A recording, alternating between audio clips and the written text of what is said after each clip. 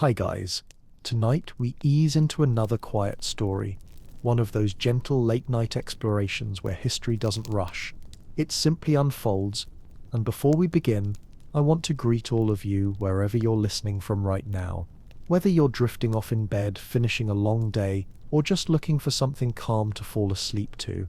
And I'd love for you to drop a comment telling me where in the world you're tuning in from, because it's always beautiful to see how far these slow stories travel. And if you're new here, feel free to like the video and subscribe. It helps more than you know, and it lets us keep exploring forgotten pieces of the past together.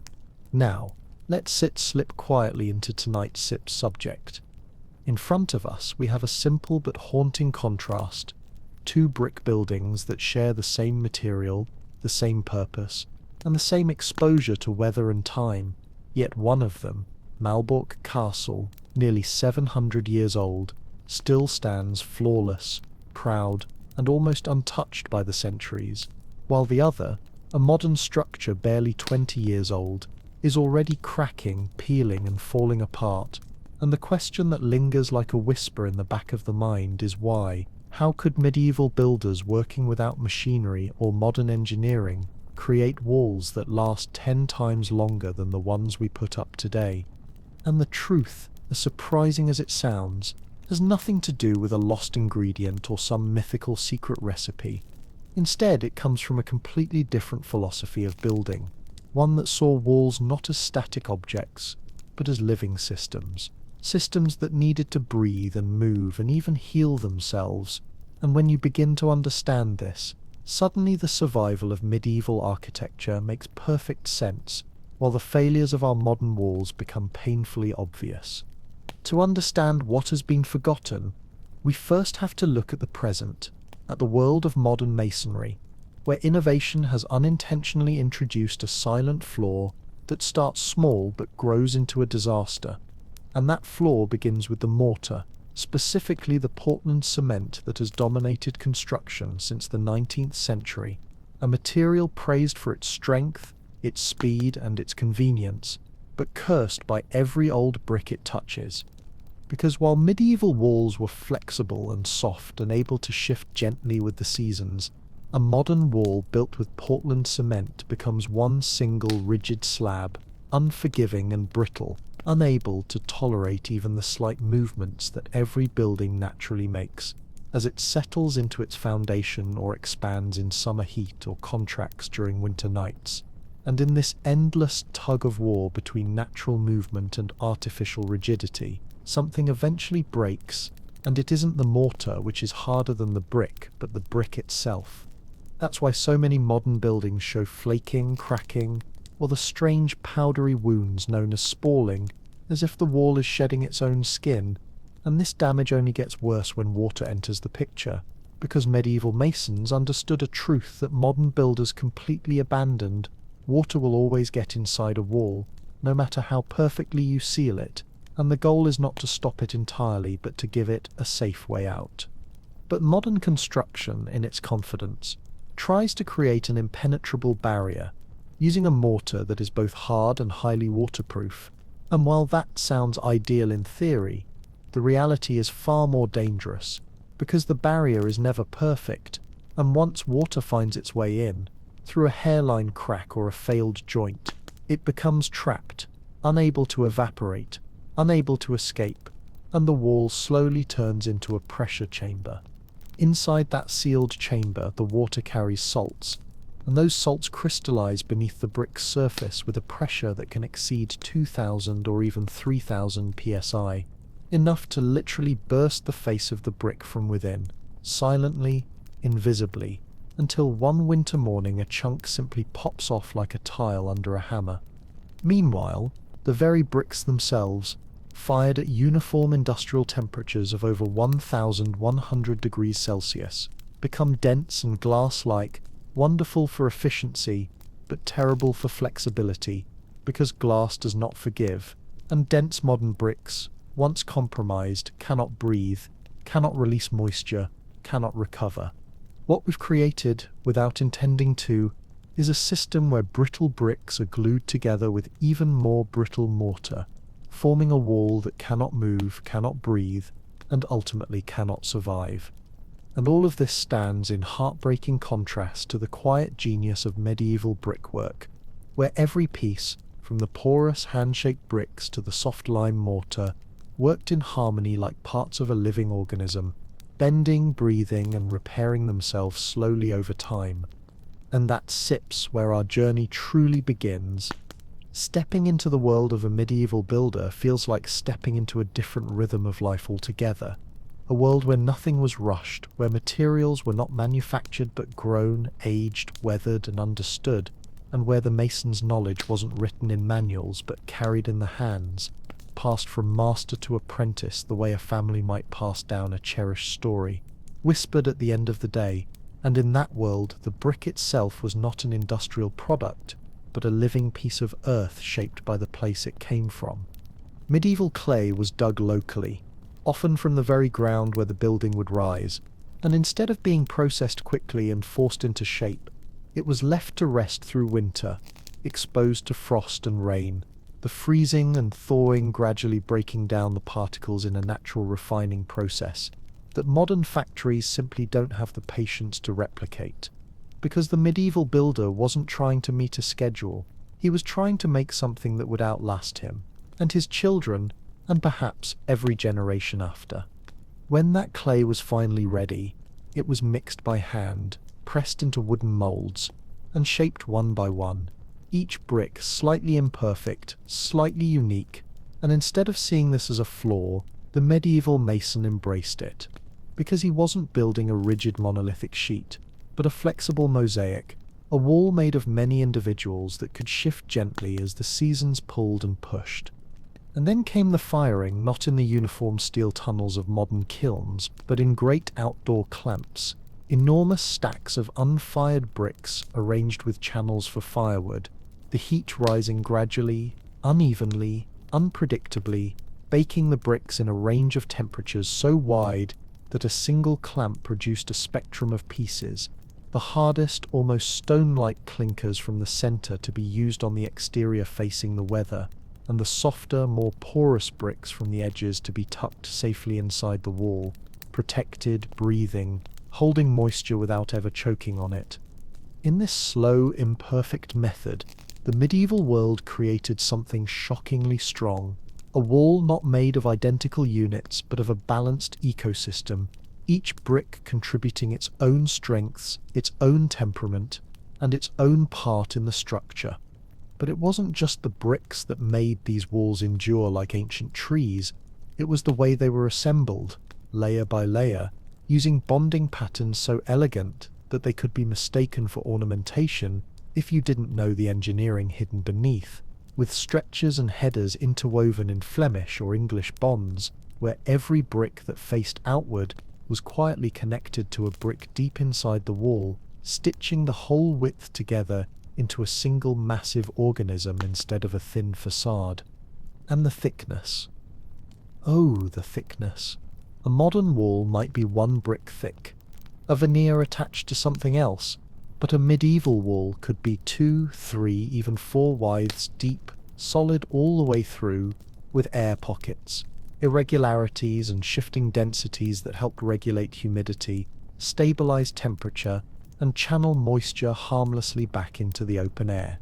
But the true brilliance, the quiet masterpiece at the heart of all of this, was the lime mortar, soft, porous, forgiving, alive in its own slow way, cycling through transformation after transformation as it turned from limestone to quicklime to putty to mortar, and then, over years and decades, back into limestone again, not all at once but gradually, gently, with every breath of carbon dioxide that the wall absorbed. Where modern cement locks a wall into a rigid prison, lime mortar worked with the wall's movements, bending when the bricks nudged against it, absorbing the shock of frost or settling foundations, and yielding when it needed to yield, because medieval masons understood a principle we completely abandoned. The mortar should always be weaker than the brick, because the mortar is easy to repair, while a broken brick is a wound that never fully heals. And lime mortar didn't just bend, it healed. Every tiny crack that formed from a winter freeze or a shifting roof beam would slowly fill again as rainwater dissolved calcium in the mortar, and then redeposited it deep inside the fracture, stitching it shut grain by grain, day after day, season after season, a process so subtle that most people living in those old houses never even knew their walls were quietly mending themselves while they slept. This is why medieval buildings remained standing like patient giants, breathing and flexing with the world around them, while modern structures seem to age like overworked machines, rigid and fragile at the same time, pushing back against nature until something snaps.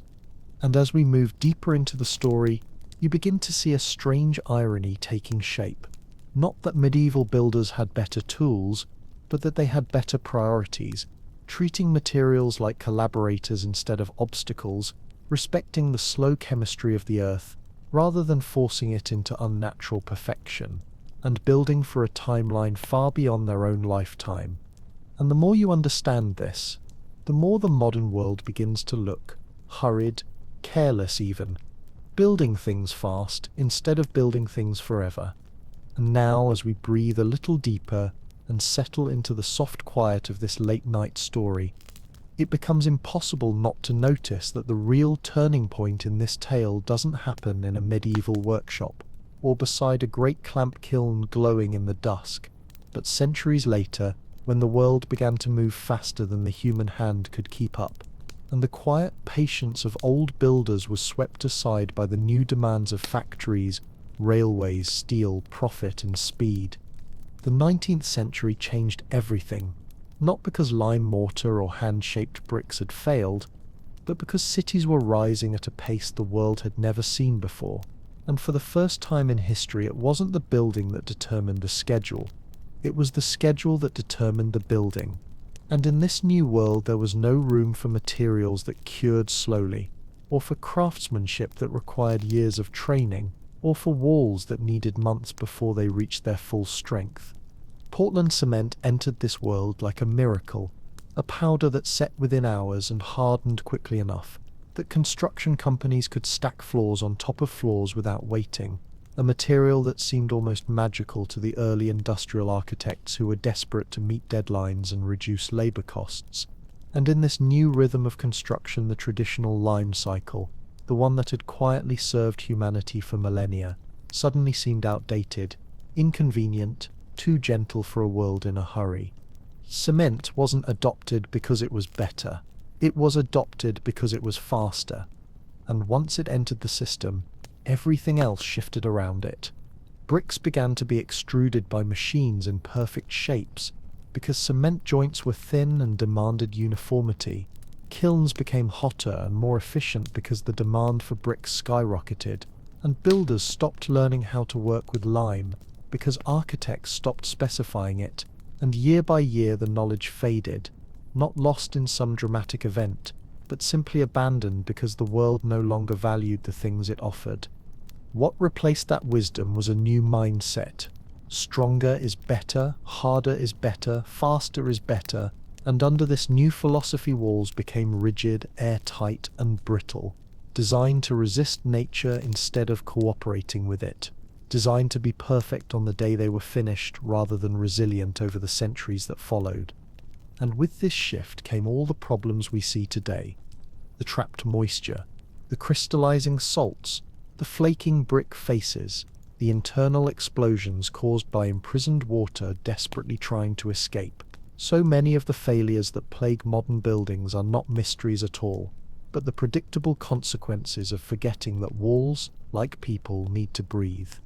And yet, perhaps the saddest part of the story is not that the old methods were abandoned, but that they were abandoned without anyone realizing what was being lost, because back then nobody was comparing a 20-year-old building to a 700-year-old castle. They were comparing a 20-year-old building to the speed of the market, to the pressure of investors, to the demands of a city growing faster than the people building it. The medieval wall was built to last 1,000 years. The modern one was built to meet a deadline. But now, with time having passed, and the consequences becoming impossible to ignore, architects and engineers are slowly returning to the very ideas that medieval builders considered obvious. Ideas that feel almost revolutionary today despite being older than many nations. And that brings us to the heart of the rediscovery. The realization that durability is not a matter of brute strength but of balance. That a building does not survive by resisting nature but by moving with it. And that sometimes the weakest material in the wall is precisely the one that keeps the entire structure alive. A lime mortar joint that yields protects the brick beside it. A porous brick that breathes keeps moisture from accumulating. A wall that flexes avoids catastrophic cracking. And a material that cures slowly develops bonds that last for centuries instead of decades. And when you look up at an ancient castle wall or a centuries-old monastery, still standing in quiet defiance of storms, earthquakes, wars, and time itself, you begin to sense that these builders weren't just constructing shelters, they were working within the natural rhythms of the earth, letting chemistry unfold at the speed of seasons, not at the speed of machines. And as you take that in, gently, in the quiet of this night, the question slowly shifts from how did they do it to something more unsettling. Why did we ever stop? And as we drift further into this quiet exploration, it becomes clear that the story of medieval brickwork isn't just about materials or methods. It's about a worldview, a way of building that placed time, patience, and endurance above speed and appearance, a way of thinking that allowed walls to behave almost like living organisms, adapting gently to the forces around them instead of fighting those forces until they fractured. Because what medieval builders understood, almost instinctively, was that nature cannot be forced into submission for long. The earth shifts, the climate changes, the moisture rises and falls. The seasons pull on the materials with a rhythm older than any blueprint, and a wall that refuses to move with these rhythms will eventually be torn apart by them, no matter how strong it was on the day it was finished. And lime mortar, soft, porous, and slow, was the perfect companion for these forces, because it didn't stand in opposition to them. It cooperated, allowing tiny adjustments, tiny breaths, tiny movements that prevented catastrophic failures, the way a tree sways in the wind rather than snapping like a rigid pole. But beyond the mechanics, beyond the chemistry and the craftsmanship, there is a deeper beauty in how lime mortar behaves. And perhaps it's the part that feels the most like magic when you first hear it, the way it heals itself. Imagine a microscopic crack forming in a lime joint during a cold winter night, too small to see, too small to matter, and yet over time that crack could grow if left unchecked. But instead something else happens, something the medieval masons knew would happen. Rainwater seeps into the crack, dissolves a bit of free calcium from the surrounding mortar, and then, as the days pass and the wall breathes in carbon dioxide from the air, that dissolved calcium turns back into tiny crystals of limestone right inside the crack, stitching it shut, restoring its strength, healing the wound slowly, silently, patiently. And this process does not stop. It repeats itself year after year every time a microfracture appears, a constant quiet maintenance done not by builders or tools but by the material itself, by a chemistry so gentle and ancient that entire civilizations relied on it without ever needing to articulate the science behind it. Modern cement, once cracked, stays cracked forever. But medieval lime mortar was alive in its own way, continuously adjusting, continuously repairing, continuously aligning itself with the environment around it. And that self-healing ability is one of the main reasons why buildings built centuries ago can survive harsh winters, violent storms, and seismic shifts while modern brick facades begin to crumble after just a few decades. And when you pair this self-healing mortar with the slow-fired, porous medieval bricks that had not been vitrified into dense, glass-like blocks, but remained open and breathable, you get a system so elegantly balanced that moisture could move freely, expanding and evaporating without collecting enough pressure to cause damage. A medieval wall did not try to keep water out. It simply let water move through it the way air moves through a living lung, and in that simple acceptance, the wall achieved resilience beyond anything that rigid modern materials can match. But perhaps the most poetic part of all is that medieval builders did not think of their walls as perfect on the day they were finished. They thought of them as beginning a long transformation, one that might take 100 years to complete, as the lime continued to carbonate, as the bricks settled into their final positions, as the entire structure slowly tightened and strengthened itself over generations. A medieval wall aged into its strength. A modern wall ages out of it. And when you walk through a medieval town and run your fingers across the rough, cool surface of a centuries-old brick, you're feeling not just a building but a philosophy, one that valued longevity over efficiency, harmony over control, and patience over profit. And slowly, as you reflect on that difference, you begin to realize that the real secret medieval builders knew about bricks wasn't a technique or a formula, but an understanding that materials are not enemies to be dominated, but partners to be respected, and when you work with them rather than against them, the result can outlive empires. And as this understanding settles quietly over our thoughts, almost like dust drifting through the beam of a lantern in an old workshop, we reach a moment in the story where the contrast between past and present becomes impossible to ignore, because what medieval builders achieved through patience and harmony, modern construction often undermines through speed and rigidity, and the difference shows not just in how walls age, but in how they feel to live inside.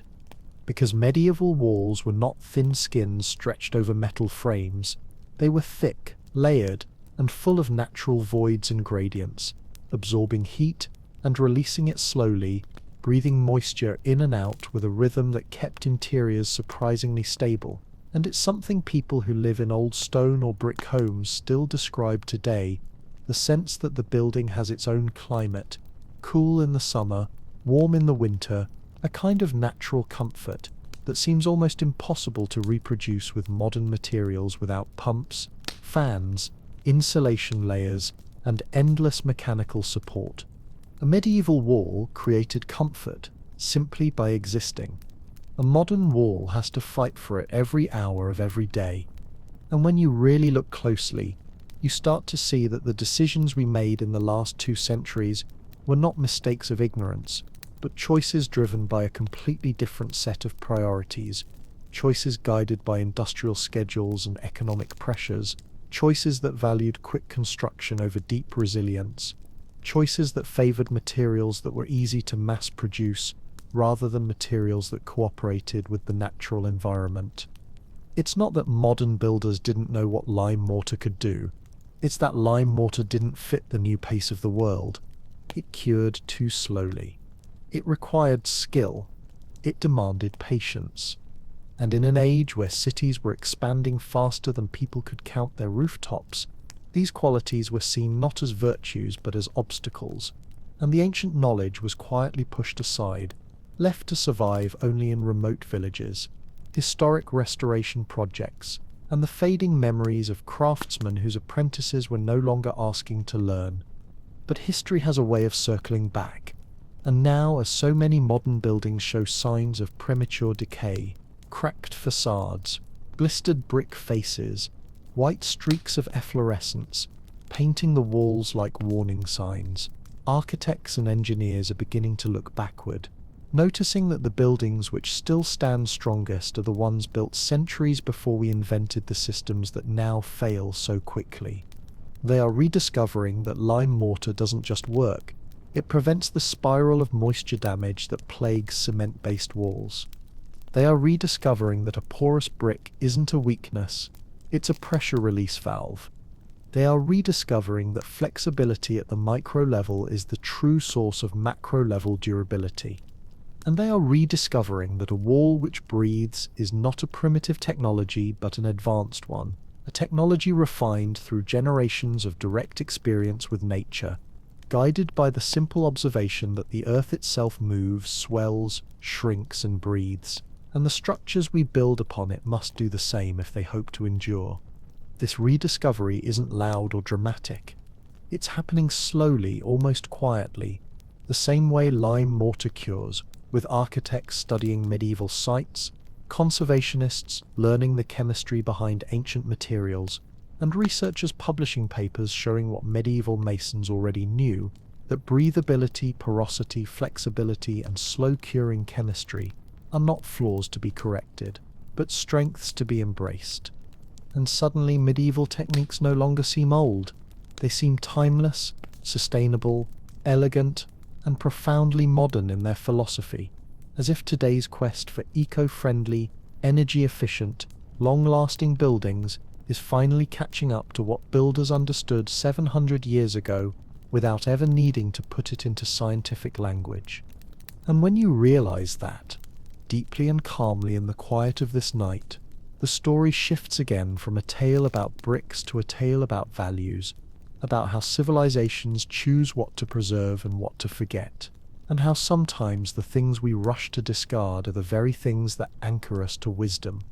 And as we follow this thread further, almost as if we're walking along the cool, shadowed length of a medieval wall at dusk, our fingers brushing the rough surface of bricks shaped by hands long gone, we begin to understand that the real miracle of these ancient structures is not their age but their philosophy, a way of building that treated time like an ally rather than an enemy, and allowed walls to grow into their strength across decades and even centuries.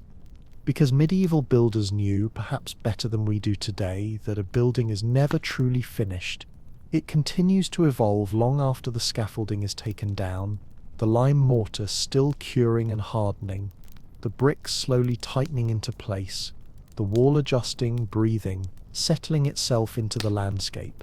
And this slow maturation was not a flaw but a feature, a process that made the structure more resilient year by year.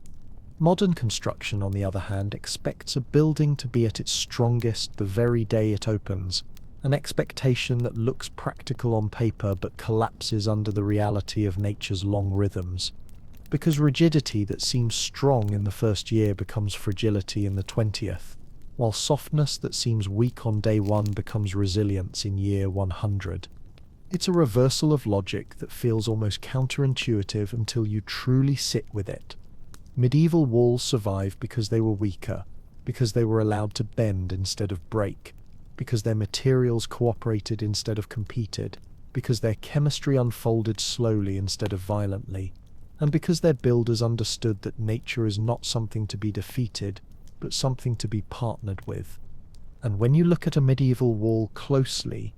really closely, you see the evidence of this partnership everywhere, in the subtle variations of color, from uneven kiln firing, in the thick mortar joints that absorb movement like cushions, in the bonding patterns that tie the wall together like woven fabric, and in the gentle gradients of moisture that move through the structure like breath, never stagnating, never building pressure, never seeking a destructive escape.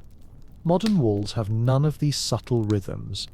They are designed with precision, but precision isn't the same as wisdom, because while modern materials may be strong in isolation, they rarely form a harmonious system, and the result is a wall that behaves like a sealed container, vulnerable to every crack, every trap droplet, every sudden freeze. And so we find ourselves in a strange moment, living in a world where the oldest buildings are often the healthiest, where the walls built by hand without scientific data outperform the walls built with computer models and industrial materials, and where the rediscovery of medieval techniques feels less like nostalgia and more like a necessary course correction. This realization has begun to spread quietly through architecture schools, through engineering conferences, through restoration projects where craftsmen relearn how to slake lime properly, how to age lime putty for months or even years, how to mix in crushed brick dust the way Roman and Byzantine builders once did, and how to lay bricks with joints thick enough to allow gentle movement without fracturing. Little by little, a new respect is growing.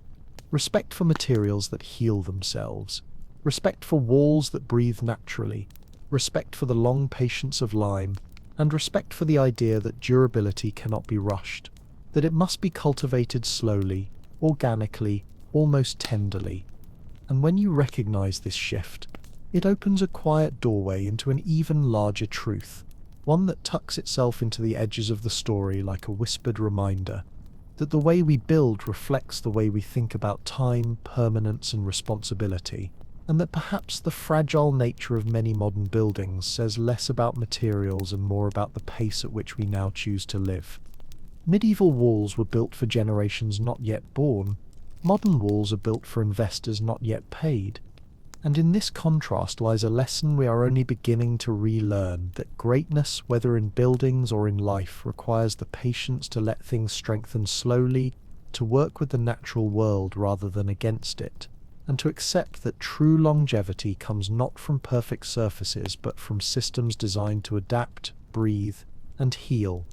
And as we drift even deeper into this quiet reflection, almost as though we're moving through the echoing corridors of an ancient fortress, lit only by the warm flicker of torchlight, it becomes clear that the choices medieval builders made were not simply technical decisions, but expressions of a mindset that valued continuity over convenience, a mindset that trusted the slow intelligence of natural materials more than the fast promises of industrial shortcuts. And this philosophy shaped buildings that were not just structures but living environments shaped by the earth, the seasons, and the patience of their creators. Because a medieval builder didn't think of a wall as a perfect surface to be sealed, painted, and forgotten. He thought of it as a breathing boundary between inside and outside, a porous envelope that played a role in the well-being of the people who lived within it, a wall that managed moisture, moderated temperature, and created a quiet internal balance without needing complicated machinery or artificial climate control. This is why people living in medieval buildings often describe a softness in the air, a calmness that doesn't come from any visible feature, but from the quiet thermal and moisture regulation that thick, porous walls naturally provide. And this gentle regulation, this ability to absorb heat in the day and release it slowly at night, to hold moisture when humidity rises and let it go when the air dries, creates something like a natural indoor climate, an atmosphere that feels remarkably stable even when the weather outside swings wildly. In modern buildings, this stability is achieved not through the wall itself, but through constant mechanical intervention, through heating and cooling systems that work tirelessly to compensate for materials that cannot buffer the environment on their own. And when you step back and think about it, the contrast is almost unsettling. Medieval walls worked with nature to create comfort, while modern walls fight nature constantly, often losing ground year by year. And this difference becomes especially obvious when you consider how modern materials respond to stress, expansion, contraction, and moisture. They crack, they trap, they fracture, they fail, while medieval materials absorb, adapt, and release. And the more you reflect on it, the more it begins to feel like modern construction chose the wrong side of the battle, preferring the illusion of strength over the reality of resilience. This becomes even clearer when you think about the thickness of medieval walls, built not just of a single width, but of multiple layers tied together, layers of different densities, different porosities, different thermal properties, all cooperating in a slow, almost biological way to manage energy and moisture, while a modern wall is often little more than a thin shell of brick, glued to a rigid structure that cannot flex, cannot breathe, and cannot survive without mechanical life support systems humming behind it. And when you understand this layered harmony, you begin to see why medieval builders didn't fear moisture the way we do today. They respected it, made room for it, allowed it to move freely through the wall, knowing that a material that absorbs water must also have the ability to release it, knowing that a wall that traps water is a wall doomed from the start. Their entire system was based on movement. Movement of air, movement of moisture, movement of material, and that movement is exactly what modern walls try to eliminate, sealing themselves against the world until the first crack appears, at which point the trapped water begins its destructive work. In contrast, medieval walls behave like slow lungs, inhaling and exhaling moisture with the rhythm of weather, never accumulating enough pressure to cause harm, never fighting the seasonal shifts that shape every living landscape. And as you envision this, as you picture walls that breathe and heal, walls built by hands that understood the quiet demands of nature, you begin to sense something deeper, that the ancient craft wasn't just about technique, it was about humility, about knowing that materials must be allowed to follow their own chemistry, their own cycles, their own path towards strength. And slowly, gently, in the hush of this late-night story, that realization settles into a simple but profound truth, that everything medieval builders did was rooted in respect. Respect for the land that gave them clay, respect for fire that transformed it, respect for lime that needed time to mature, and respect for the slow pulse of the natural world that shaped the life of every stone, every brick, every joint. And as we let this understanding settle more deeply, almost as though we're sitting by a dim lantern in an old workshop watching dust float lazily through the air, the quiet truth becomes clearer. Medieval builders were not chasing perfection, they were chasing permanence, and the way they achieved it was by allowing every part of the wall to live in harmony with the environment, rather than by forcing materials into unnatural rigidity.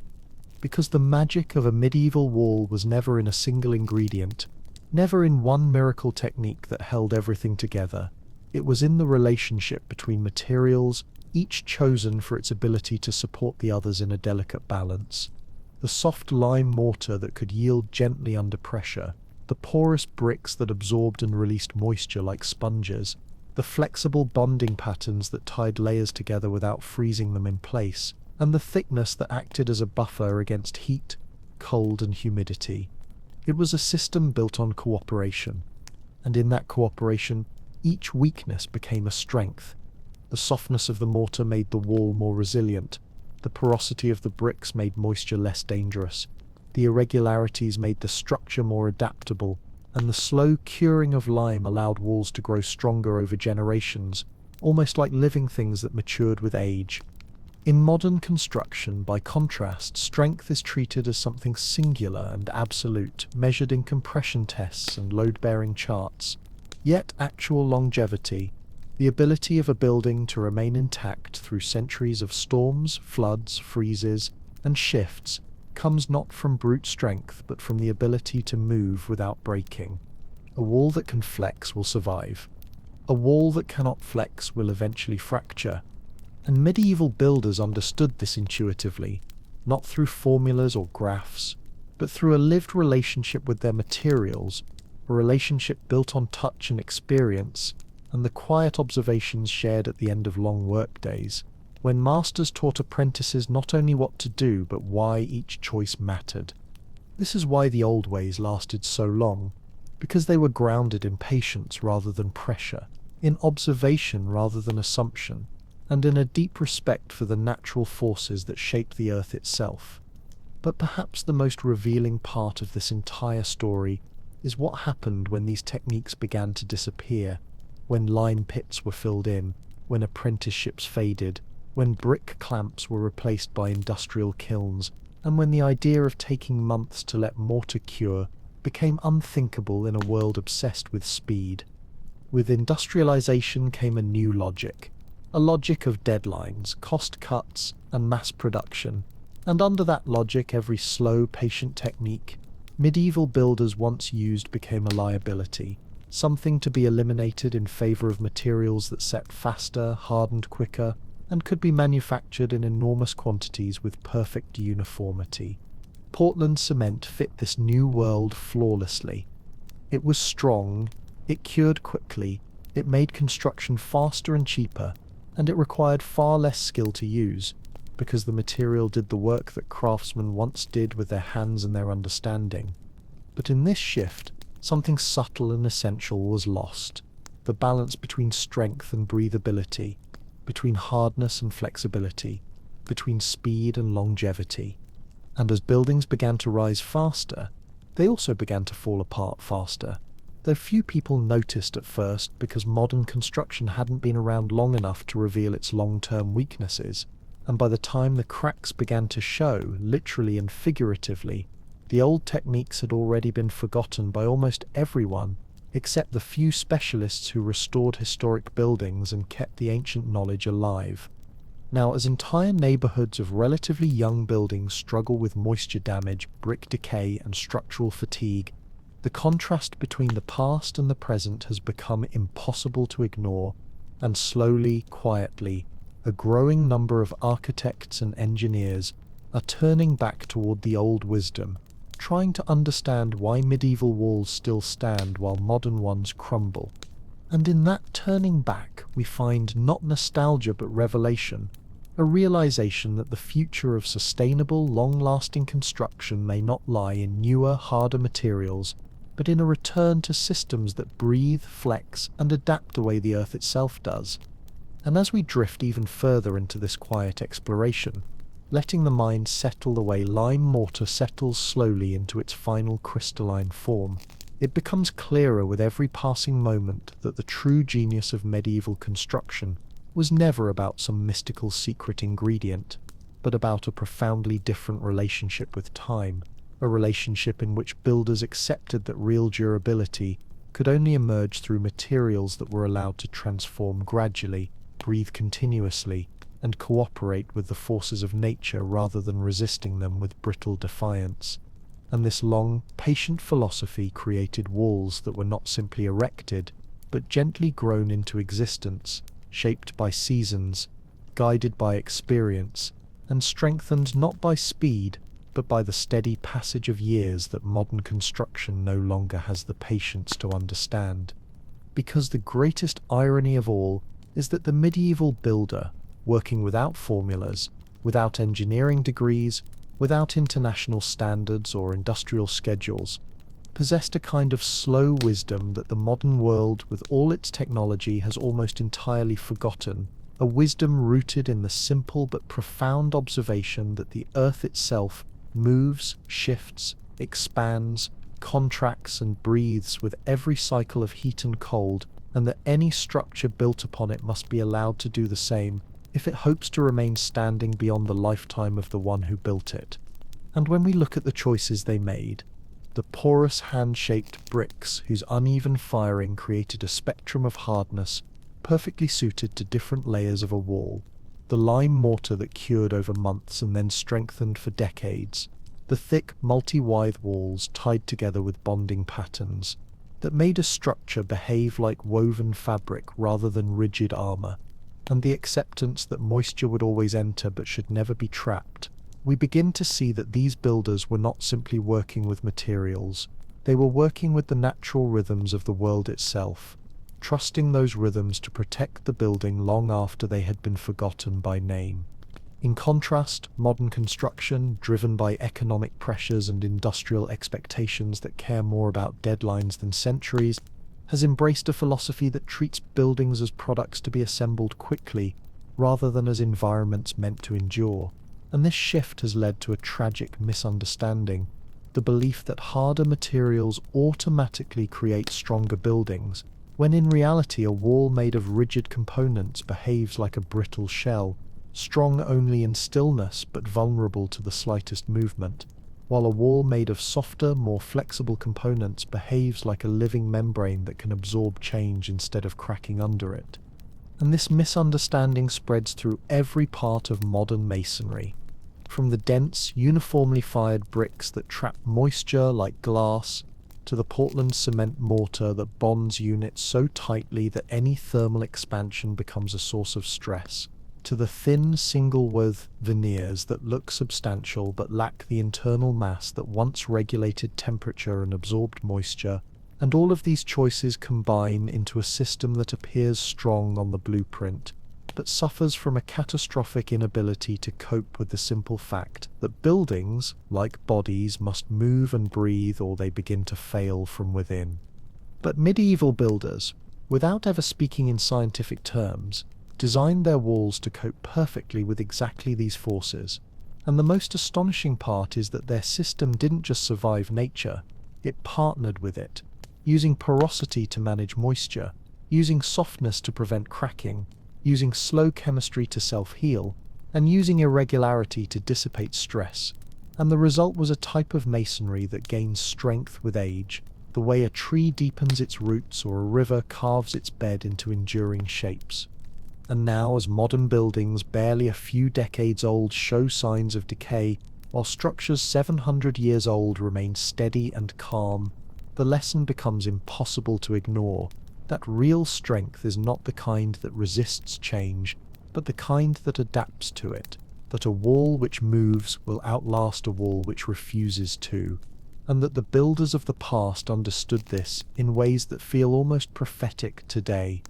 And as we continue drifting deeper into this gentle examination of what was lost and what remains, almost as though we are walking slowly through a vast hall of ancient masonry, while our fingertips trace the softened edges of bricks shaped by forgotten hands, it becomes increasingly clear that the medieval world built with an entirely different concept of permanence, one that didn't measure the success of a wall in the speed with which it was completed, or the immediate hardness of its materials, but in the way it could settle into its environment, adjust to the changing seasons, and maintain its integrity over centuries rather than decades. And this long view of construction created an architecture that breathed, flexed, and healed with an elegance that modern engineering, for all its complexity, struggles to replicate.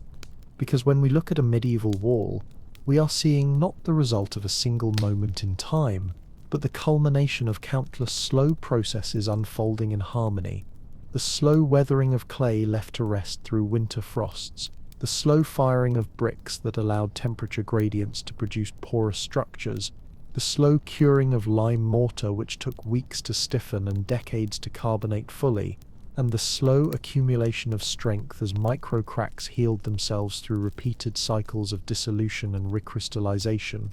And in that slow dance of elements we find a stability rooted not in brute force, but in patience, understanding, and respect for the true pace of natural materials. Modern construction, by contrast, functions almost like a performance of speed, a race to complete projects as quickly as possible, with materials engineered to set in hours rather than weeks,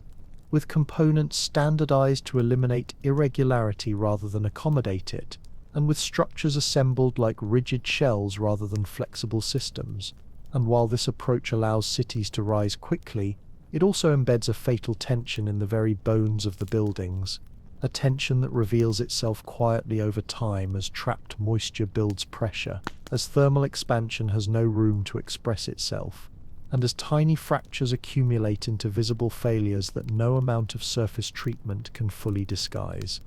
And the more we learn, the more we realize that many of the problems we now consider normal in modern masonry, spalling faces, efflorescent streaks, cracking joints, expanding bricks, delaminating facades, are not random defects but predictable outcomes of a design philosophy that prioritizes short-term strength over long-term resilience. A philosophy that medieval builders would have recognized instantly as flawed because they built with the assumption that every part of a wall must support and forgive the others, must guide moisture gently through the structure rather than imprison it, and must yield slightly under pressure rather than resist until it breaks. This is why the old walls do not panic under environmental stress. They absorb it, diffuse it, and release it, the way a sponge absorbs water before letting it evaporate, the way a tree trunk bends in the wind without snapping, the way a woven fabric stretches rather than tearing. And in this quiet cooperation lies the profound insight that medieval builders understood intuitively, that resilience is a system-level property, not an individual material property, and that a wall is only as durable as its ability to allow every one of its components to play its part without being overwhelmed by forces it cannot handle. And perhaps the most fascinating aspect of this rediscovery is that modern science is finally catching up with medieval intuition, with studies showing that lime mortar's vapor permeability is essential for preventing moisture accumulation, that its flexibility reduces cracking, that its ability to carbonate makes it self-healing, and that its compatibility with porous bricks creates a stable moisture cycle that modern cement-based systems simply cannot reproduce. And as this knowledge spreads, more architects and engineers are beginning to understand that the true marvel of medieval construction is not that it has survived so long, but that it was designed from the outset to grow stronger with age, rather than weaker. And as all of this settles into our thoughts, like dust settling in the silence of an old library, the contrast between the two worlds becomes almost poetic. One world building slowly, deliberately, with humility toward the natural forces that shape the earth, and the other building quickly, rigidly, with the belief that speed and hardness can defy those forces, only to discover decades later that nature always has the final word, and that buildings which cannot breathe eventually suffocate from within. And as we move forward through this quiet reflection, almost as though we are standing beneath the vaulted shadow of an ancient brick archway, while time itself hums softly in the stones around us, it becomes impossible not to marvel at the way medieval builders embraced imperfection as a source of strength, allowing every slight variation in brick density, every subtle difference in firing temperature, every uneven edge formed by a craftsman's hand to contribute to the wall's resilience. And while the modern world would label such irregularities as flaws, these subtle asymmetries created micro pathways for moisture to travel, tiny cushions for thermal expansion, and gentle gradients of porosity that allowed the structure to distribute stress throughout its mass, rather than concentrating it in one brittle point. Because the beauty of a medieval wall lies not in its uniformity, but in its diversity, a mosaic of subtly different components working together as a whole, and each brick, each mortar joint, each layer of internal and external withes, formed part of a system where the strengths and weaknesses of each piece complemented one another, producing a kind of architectural ecosystem that thrived precisely because it was not rigidly uniform, and this organic complexity allowed the wall to adapt to countless environmental challenges that modern construction often fails to withstand. Meanwhile, the modern approach, with its machine-extruded bricks, identical in size and density, fired at uniformly high temperatures until they become almost glass-like and bonded together with a mortar harder than the brick itself, creates a perfectly ordered system on paper, but a catastrophically fragile one in reality, because this rigid uniformity offers no room for movement, no room for thermal expansion, no room for the slow breath of moisture evaporation, and ultimately no room for the building to negotiate with nature, rather than breaking under it. And this difference in philosophy reveals itself most starkly in the way the two systems handle water, that quiet, persistent force that medieval builders understood intimately and modern builders too often underestimate. Because while the medieval wall welcomed moisture into its porous structure and guided it outward again through evaporation, preventing any build-up of destructive pressure, the modern wall, built with impermeable mortar and dense vitrified bricks, traps water in microscopic voids where it accumulates silently until the salts crystallize with explosive force, shattering the brick from within like a seed pod bursting open, an outcome that would have been unthinkable in a wall designed to breathe. It is no exaggeration to say that many modern brick failures begin the very moment the wall becomes unable to exhale. And when you consider that medieval walls were often several bricks thick, with massive internal cavities and complex bonding patterns that allowed moisture to migrate through the wall's entire body rather than being forced into a narrow surface plane, you begin to appreciate that these structures were not merely built, they were composed the way a musician composes a symphony, balancing elements so that each note contributes to the harmony of the whole. Even the thickness of the wall becomes a kind of environmental memory, holding warmth from the day and releasing it gently into the cool of night, buffering humidity when the air grows heavy, and letting it go when the air dries. And in this slow exchange of energy, the building creates a stable interior environment, without relying on constant mechanical correction, which is why people who live in ancient homes often describe the feeling of stepping inside, stepping into a different climate, not colder, not warmer, but more balanced, more consistent, more grounded. Modern walls, thin and rigid and sealed against the world, cannot replicate this quiet internal equilibrium, which is why they require relentless support from heating, cooling, and dehumidification systems that consume energy around the clock, essentially forcing a mechanical heartbeat into a lifeless structure that lacks the natural rhythms embedded into medieval construction. And perhaps the most remarkable realization of all is that medieval masons were not chasing innovation for its own sake. They were following a lineage of inherited wisdom, a chain of knowledge passed down across generations that had been tested not in laboratories but in landscapes and storms, in centuries of real-world endurance. And this wisdom recognized a truth that feels almost revolutionary today, that strength is not a matter of resisting nature but cooperating with it. That permanence is achieved not through rigidity but through balance, and that architecture at its best is not an imposition upon the world but a partnership with the forces that shape it.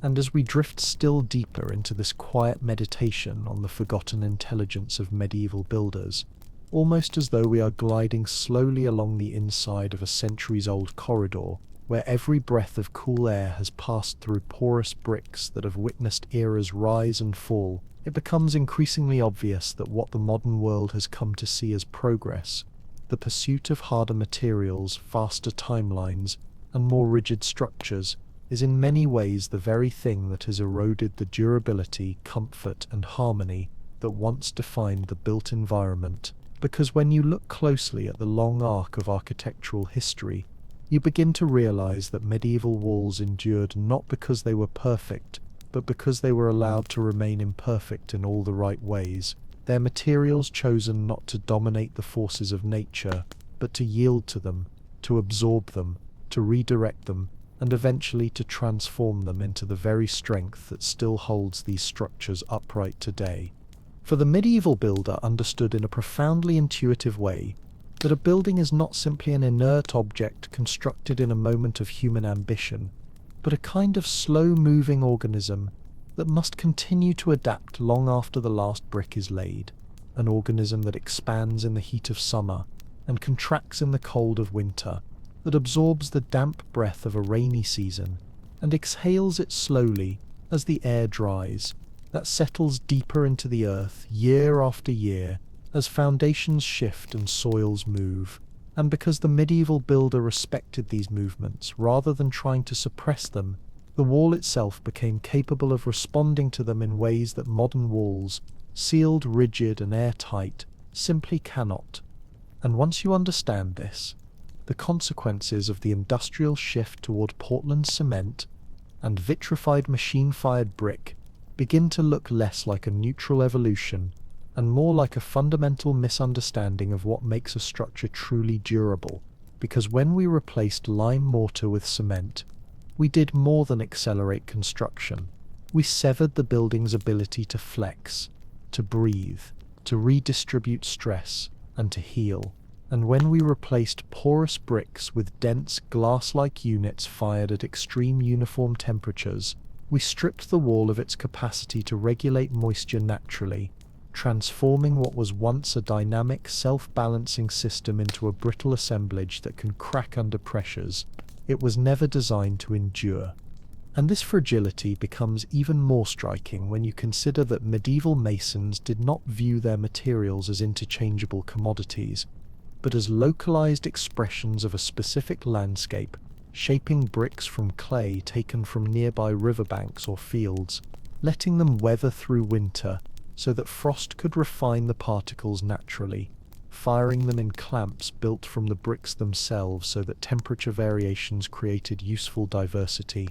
and selecting each brick deliberately based on where it would be placed within a wall, with harder bricks facing outward and softer ones protected inside, creating a layered internal architecture that harmonized strength, porosity, and flexibility with an almost biological sensitivity.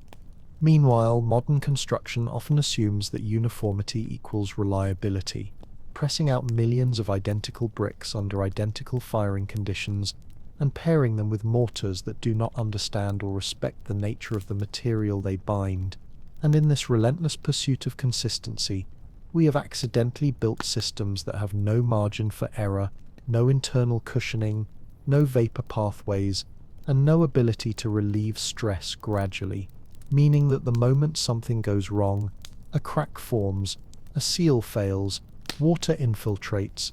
The building begins a quiet spiral of internal damage that no one notices until the symptoms appear as spalling faces, crumbling corners, or buckling veneers. And when you compare this with the way medieval walls handle those same stresses, absorbing moisture into their porous bricks and guiding it harmlessly outward, allowing mortar to crack gently and then heal itself, dissipating thermal movement through thick joints that flex like cartilage, and relying on the sheer mass of the structure to buffer temperature swings, you begin to see that what the modern world calls old-fashioned was in fact a highly refined ecological design, a design that modern science is only now beginning to understand through the lens of moisture studies, material compatibility research, and long-term structural monitoring. The irony, of course, is that what modern engineers now treat as breakthrough discoveries, vapor permeability, self-healing lime cycles, the dangers of rigid mortar, the risks of trapped moisture, the importance of thermal gradients, were everyday knowledge to medieval masons, who never wrote them in textbooks because they didn't need to. They lived these truths, felt them in their hands, saw them in their walls, and trusted the lessons passed down through generations of craftsmen whose buildings had stood for centuries before they ever learned to lay a single brick. And the more we reflect on this, the more it becomes clear that the story of medieval brickwork is not simply a technical discussion about materials, but a philosophical reflection on what it means to build something meant to outlast you, something that will shelter people you will never meet, something that must withstand not just the weather of a single lifetime, but the deep weather of history. And in this light, the medieval approach begins to look almost radical in its humility and foresight, especially when contrasted with a modern construction industry that often measures success in how quickly a building can be erected rather than in how long it will remain standing.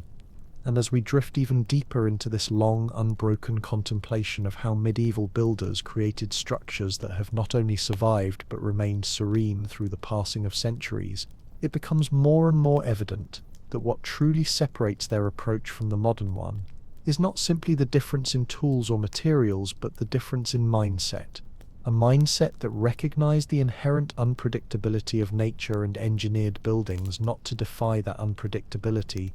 but to move with it gracefully, almost elegantly, accepting that the world shifts and breathes and flexes, and that any structure meant to stand within it must possess the same quiet ability to shift and breathe and flex in response. For the medieval builder, time was not the enemy that it has become in modern construction. Instead, time was a collaborator, a slow and patient force that completed the building long after the masons had gone home, and when they laid their bricks in soft lime mortar, they understood that they were beginning a chemical journey that would unfold over decades, as the mortar slowly carbonated, forming new limestone piece by piece, layer by layer, until the wall transformed from a collection of separate components into a single unified organism, its strength not immediate but cumulative, deepening like the roots of an old tree anchoring itself year after year into the soil.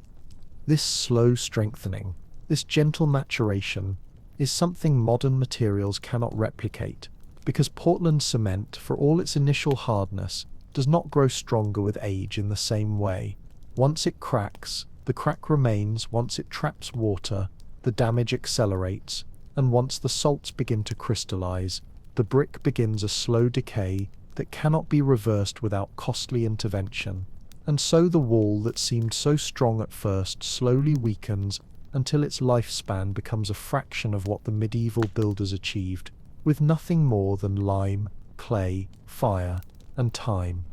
And this contrast becomes even clearer when we look at how medieval builders understood the role of the wall in the life of a home or fortress. For they did not see the wall as a decorative facade hiding a complex interior system of insulation, vapor barriers, HVAC machinery, and chemical sealants. They saw the wall itself as the system, a multi-layered, porous, breathing boundary that moderated humidity, temperature, airflow, and even acoustics in ways that modern buildings can only approximate through layers of mechanical equipment that must run constantly to achieve the same effect.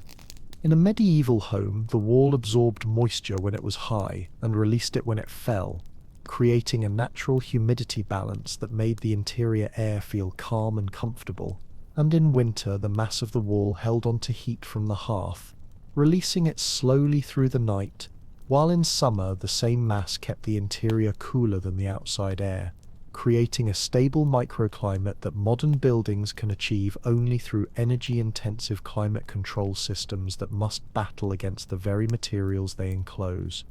And as we sit quietly with these ideas, letting them settle like dust on ancient stone, it becomes impossible not to notice the profound environmental implications of this difference, because medieval walls used their mass, their porosity, their natural chemistry, and their slow rhythms to regulate indoor comfort without consuming energy, while modern walls, thin and rigid and sealed in synthetic layers, require constant mechanical intervention that burns fuel, generates emissions, and creates a dependency on external systems that medieval builders would have found both unnecessary and wasteful.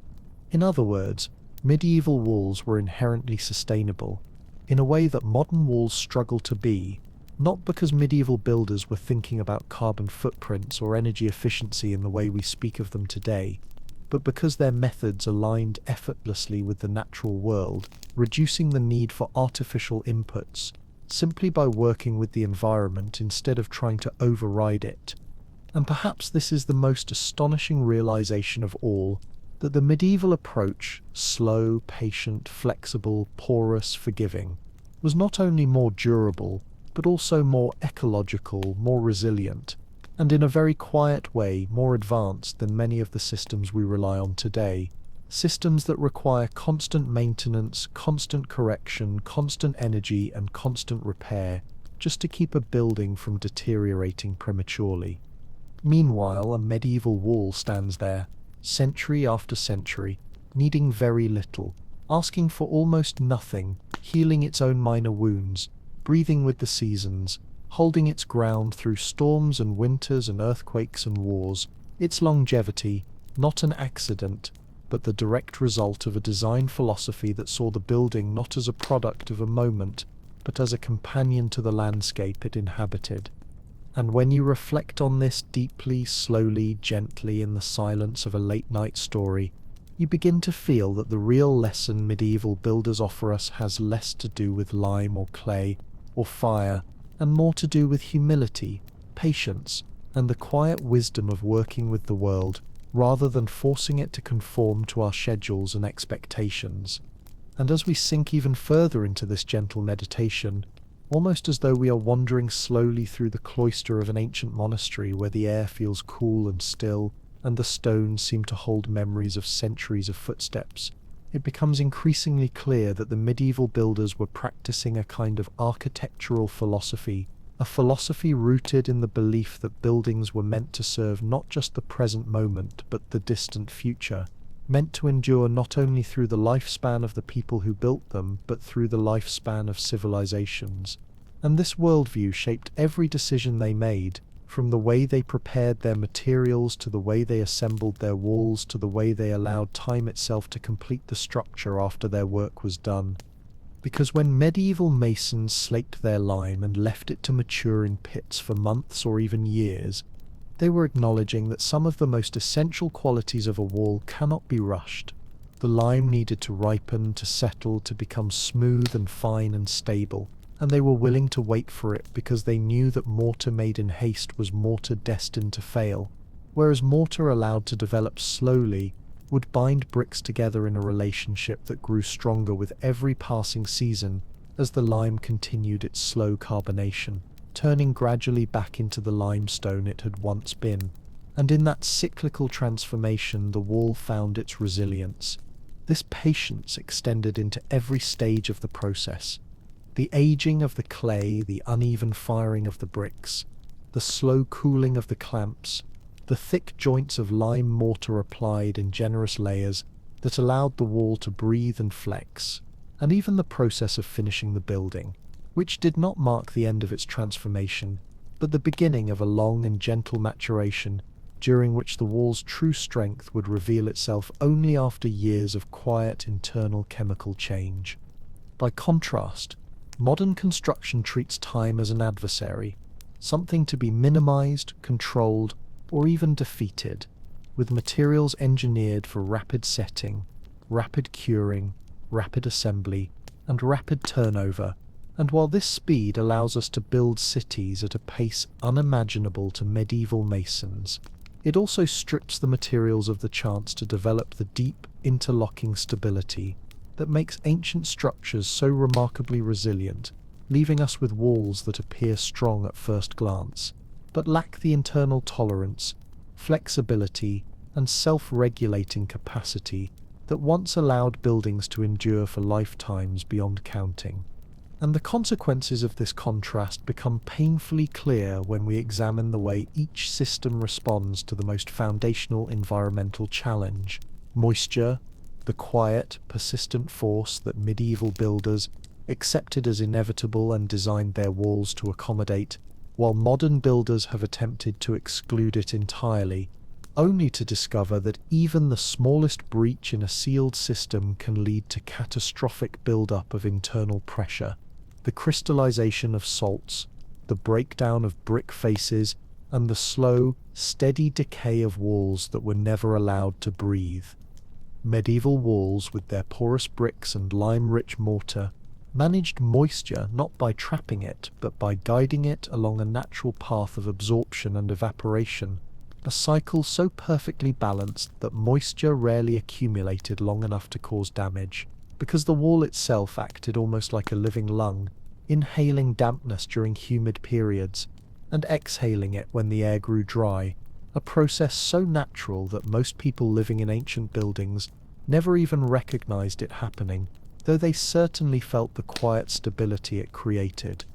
Modern walls, built of dense vitrified bricks bound by impermeable cement mortar, lack this delicate ability. They do not breathe, they do not absorb, they do not release, and when water inevitably seeps through a crack or a failed joint, it becomes trapped within the rigid assembly, unable to escape, forced into the brick faces where it crystallizes with incredible pressure that fractures the material from the inside out, a failure mode medieval builders would have considered unthinkable because they never would have constructed a wall that prevented moisture from taking its natural course. And as we continue to reflect on this, the deeper philosophical divide begins to emerge with a clarity that feels almost poetic, because medieval architecture, for all its rough edges and slow pace, was guided by a profound respect for the limits and possibilities of natural materials, treating stone, clay, lime, and fire not as things to be dominated but as partners shaped by the world they came from. While modern building culture, in its quest for speed and uniformity, has come to treat materials as mere products, divorced from their origins, and expected to perform in ways that contradict their inherent properties, a tension that inevitably leads to failure. This is why medieval structures stand as serene reminders of a different way of creating, a way that trusted patience over pressure, adaptability over rigidity, and wisdom over efficiency, and why, when we walk past a crumbling modern brick facade or a 20-year-old building already scarred by moisture damage, we are not witnessing the failure of brick or mortar, but the failure of a philosophy that has forgotten how to listen to the quiet rules of the natural world. And as we allow ourselves to drift even deeper into this peaceful nighttime reflection, almost as though we are sitting beneath the heavy wooden beams of a medieval great hall, where the flicker of candlelight softens the edges of ancient brick walls that have watched entire eras pass by, it becomes increasingly clear that the endurance of those walls is not a coincidence, but the direct result of a worldview that honored patience, craftsmanship, and the natural behavior of materials, a worldview that understood that buildings are not static monuments frozen in time, but dynamic participants in the landscape, shaped by humidity, by warmth, by cold, by movement, and by the slow alchemy of lime returning to stone through the gentle process of carbonation, And because the builders of that age accepted these truths rather than resisting them, they created structures capable of thriving in a world defined by constant change. For the medieval builder saw his materials as alive, not in a literal sense, but in a way that acknowledged their responsiveness, their flexibility, their need to move, and when he laid bricks into thick beds of lime mortar, he did so with the expectation that the mortar would shrink and grow, crack and heal, breathe and stiffen according to the weather, and he welcomed this behavior because he understood that a wall that can change with the seasons is a wall that can endure them, that a building must be allowed to act like the landscape it occupies, accepting the cycles of nature, rather than attempting to shut them out with rigid barriers that inevitably fail. And when we contrast this deep intuitive cooperation with the materials against the modern insistence on perfectly controlled manufacturing and rapid assembly, the difference becomes stark. Because modern construction treats the building as an object completed the moment the final coat of paint dries,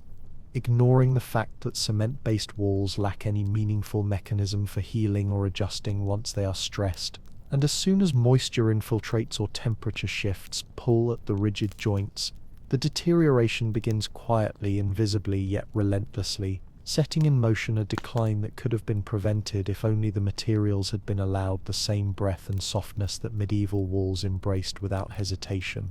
But perhaps the most haunting realization comes when we consider that many medieval buildings were constructed not as thin facades masking a hidden structural system,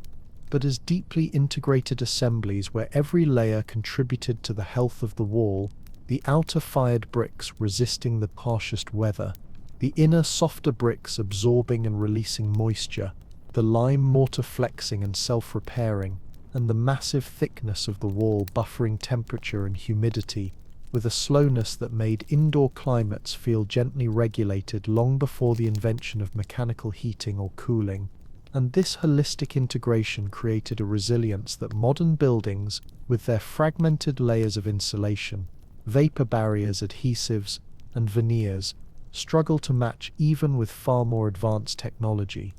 And the deeper we go into this comparison, the more we see how medieval builders accepted the presence of moisture as a natural constant, designing walls that could guide it safely through their porous networks, while modern builders, attempting to create impermeable envelopes, inadvertently create systems that fail catastrophically when the smallest flaw in the seal allows water inside. Because once water enters a modern wall that cannot breathe, it has nowhere to go, no capillary pathways, no vapor escape routes, no flexible joints to relieve pressure, and instead it builds silently until brick faces pop, mortar cracks, or entire surfaces begin to delaminate under the invisible burden of trapped moisture. In medieval construction, moisture was not a threat but a participant, moving in and out at the wall's own pace, supporting the slow carbonation of lime, reinforcing the self-healing mechanisms that kept joints closed, and contributing to the natural equilibrium of the indoor environment. And this gentle equilibrium is why people often describe medieval buildings as feeling calm or balanced, because the walls themselves regulate conditions in a way that modern buildings attempt to imitate with loud machines. But even beyond the technical differences, the philosophical contrast speaks to something deeper about how societies understand durability, because a medieval craftsman, working with his apprentices, shaping each brick by hand, preparing lime that his master might have slaked years before, and laying courses with the knowledge that the wall would not reach its full strength in his lifetime, believed that he was contributing to something larger than himself, something meant to stand not only for his children but for their children, and their children after that, creating a lineage of shelter that transcended generations.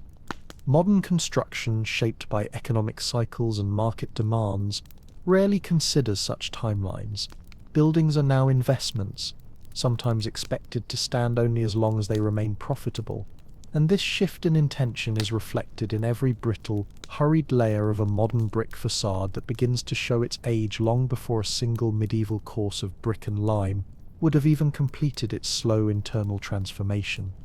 And so, as we sit here in this quiet moment, letting the history of these materials unfold slowly like a long exhale, it becomes clear that medieval builders were not simply constructing walls. They were engaging in a dialogue with time, trusting that if they respected the natural pace of the earth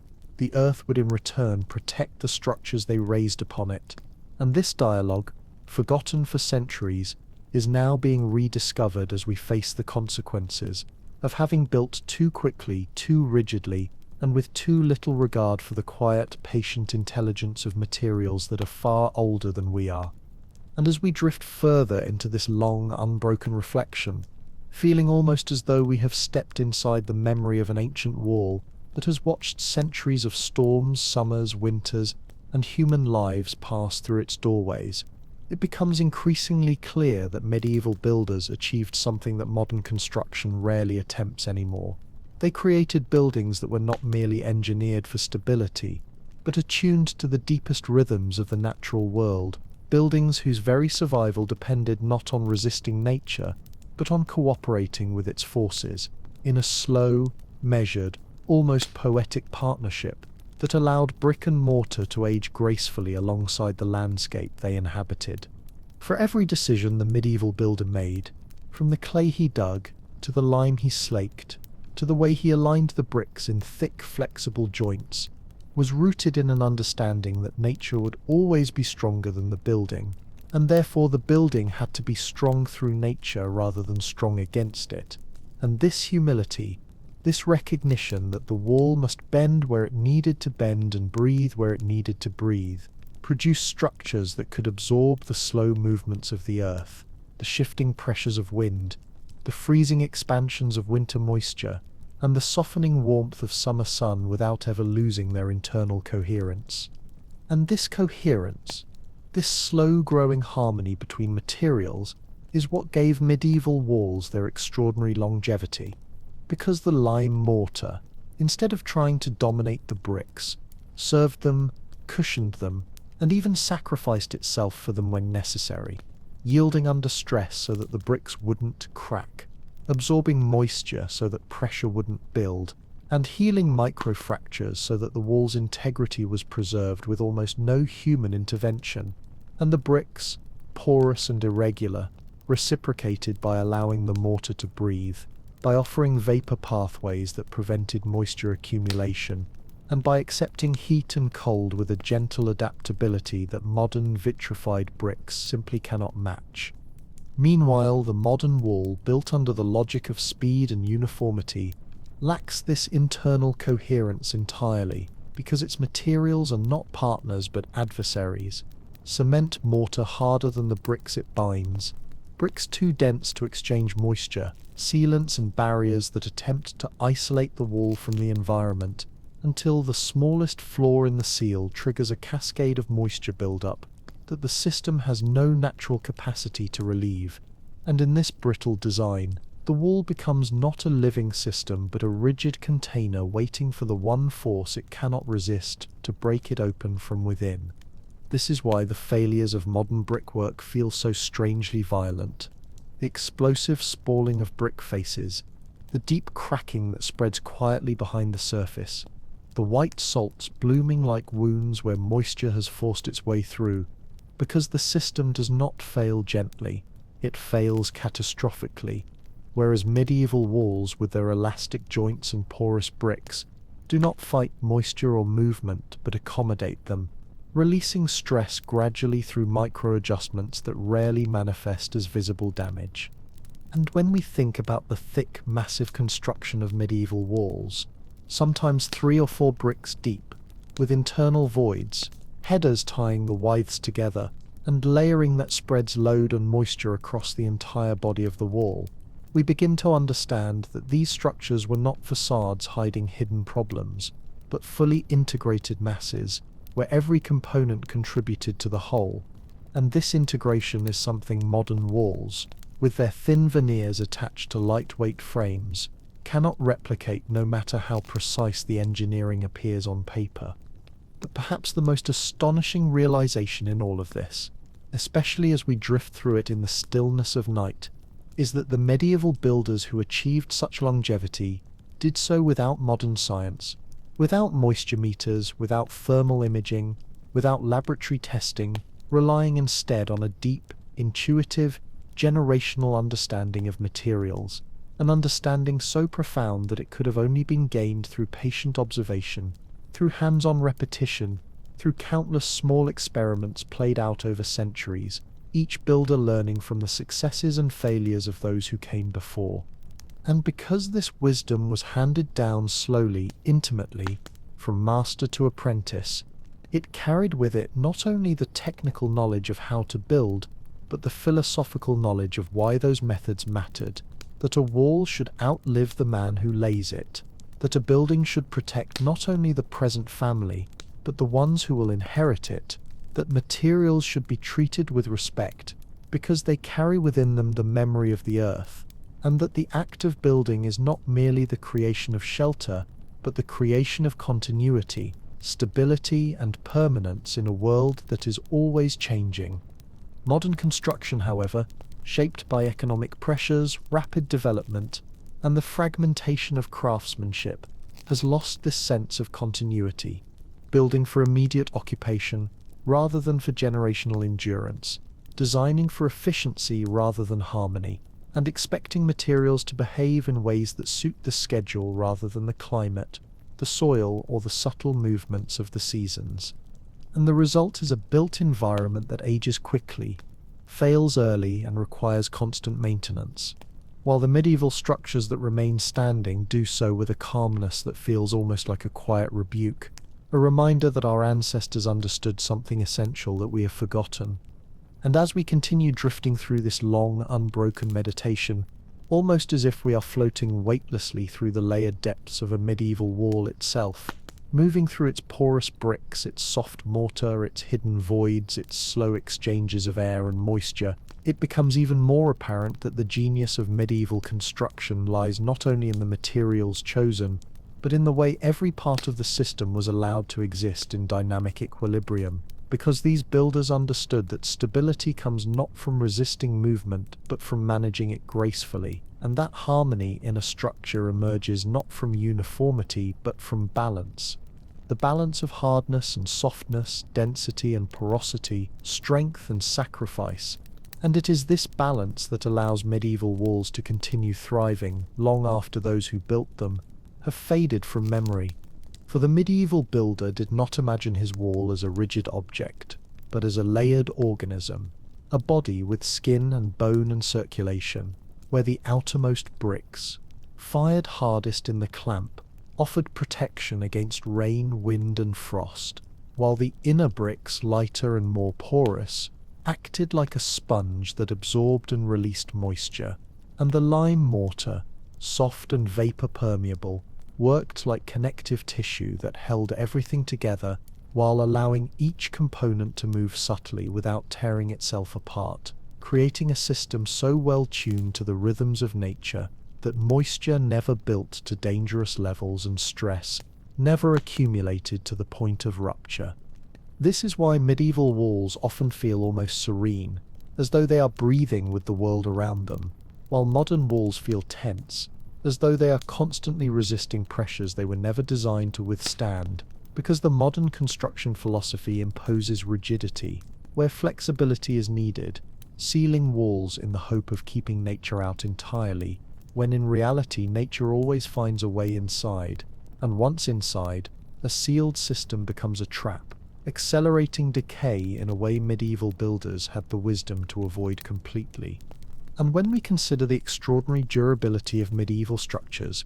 castles standing firm after 700 winters, monasteries intact after earthquakes, city walls that have weathered wars, sieges, and centuries of relentless rain, we begin to appreciate that their survival is not luck, but the inevitable outcome of design decisions rooted in patience, humility, and an understanding that a building must adapt to forces far greater than the ambitions of the era that created it. Meanwhile, modern buildings, particularly those constructed in the last century, with dense bricks and rigid cement mortar, often begin to show distress within mere decades, their faces flaking, their joints cracking, their bricks splitting as explosive pressure forms inside them, and no amount of surface repair can reverse the hidden damage once moisture has been trapped behind impermeable layers that refuse to release it, revealing a contradiction at the heart of modern construction, that by trying to create a perfect barrier against nature, we create the conditions that destroy the wall from within. And the deeper we reflect on this contrast, the clearer it becomes that the medieval approach, though shaped by limited technology, was guided by a profound respect for the natural behavior of materials, a respect that modern construction has often traded for speed and standardization, forgetting that materials like people must be allowed to breathe and move in order to remain healthy. And this forgotten truth now resurfaces in restoration work, where architects and artisans are rediscovering that lime mortar must be used when repairing old brick structures because cement traps moisture and accelerates decay, a realization that confirms the wisdom of builders who relied on intuition and accumulated experience rather than industrial efficiency.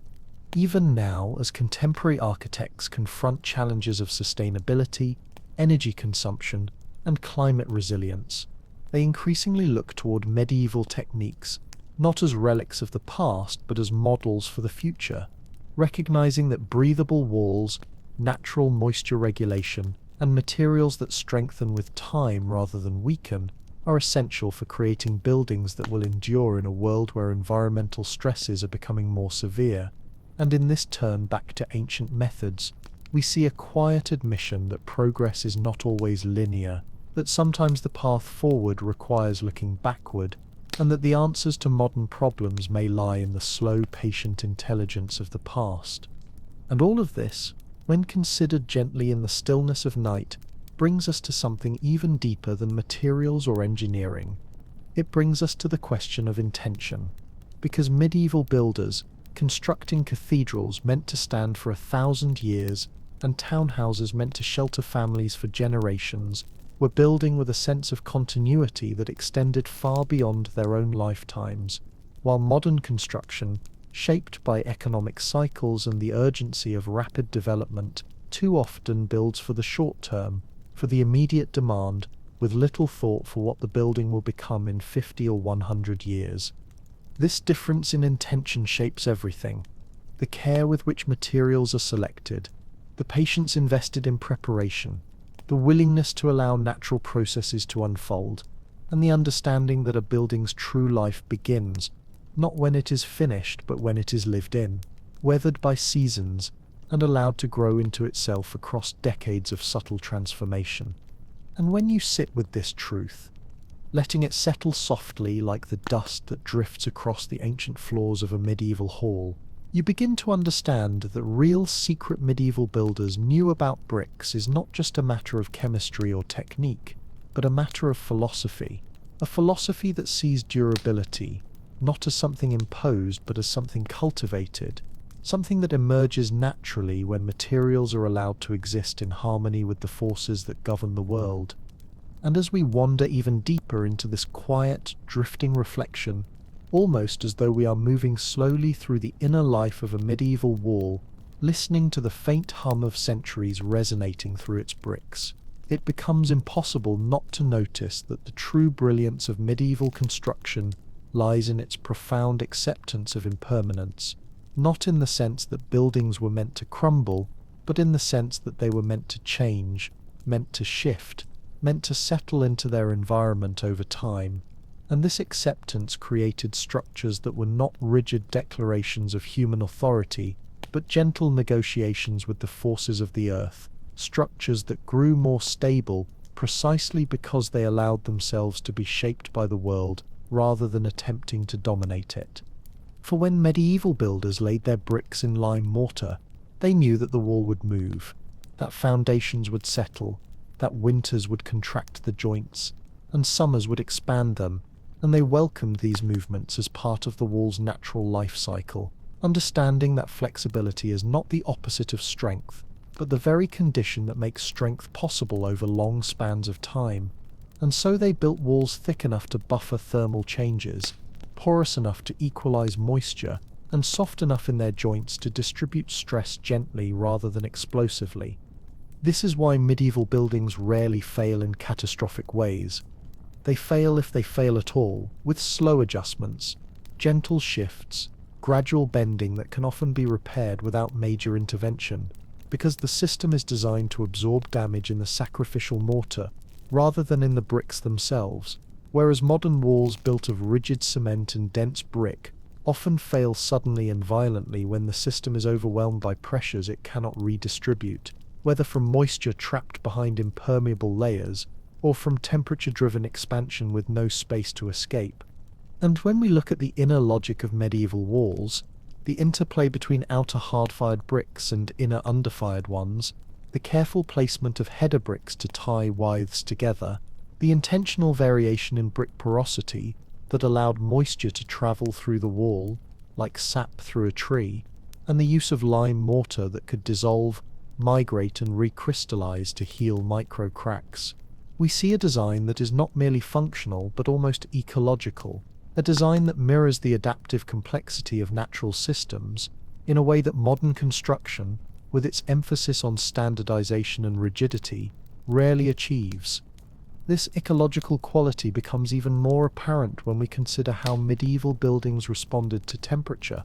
because their massive, breathable walls acted as thermal reservoirs, absorbing heat from the sun or the hearth during the day and slowly releasing it into the interior spaces as night fell, smoothing out the dramatic temperature swings that modern buildings must regulate with constant mechanical intervention. And in this slow, steady exchange of energy, the wall became not just a barrier but a stabilizing presence, a silent partner in maintaining comfort.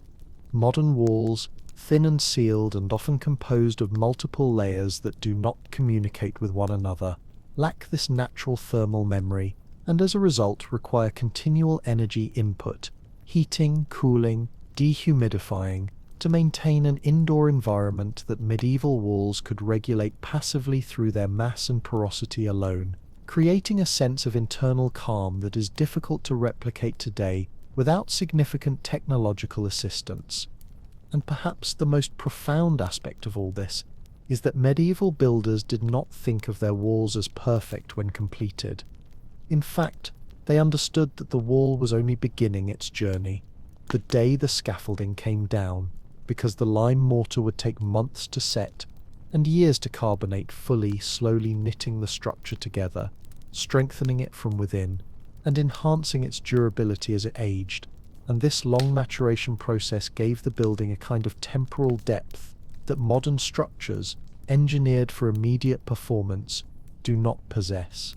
This means that a medieval wall grows into its strength the way a tree grows into its rings, each year adding subtle improvements as lime continues to harden,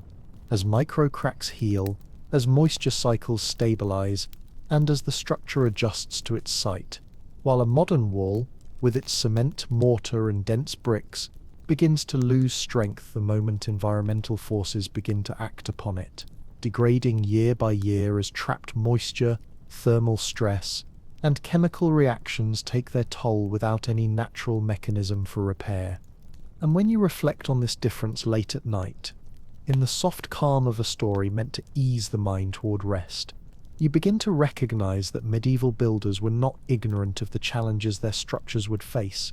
They understood those challenges intimately, for they lived close to the earth, close to the seasons, close to the materials they used, and in this closeness they recognized that durability is not achieved by denying the impact of natural forces, but by designing buildings that can live within those forces without fear.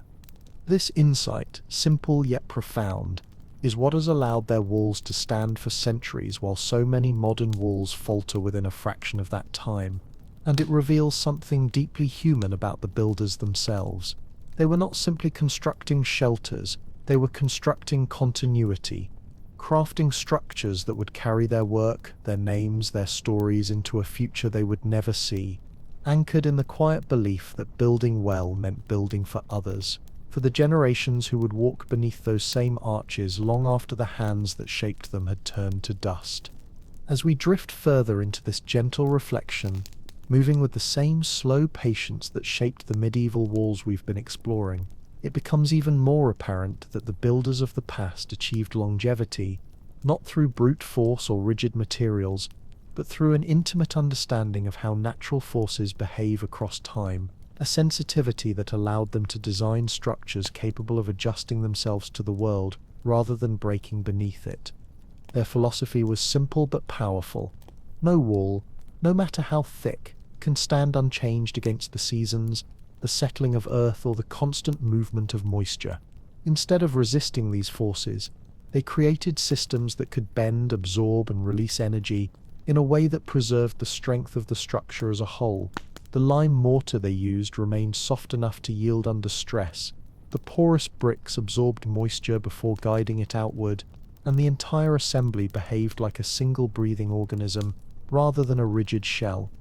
This dynamic balance is what gave medieval walls their unmistakable calmness. Moisture did not accumulate dangerously because the wall released it at its own pace. Temperature shifts did not fracture the brickwork because the mortar cushioned the movement. Even the small imperfections left by hand molding the bricks helped prevent cracking by scattering stress throughout the structure rather than allowing it to concentrate in one place.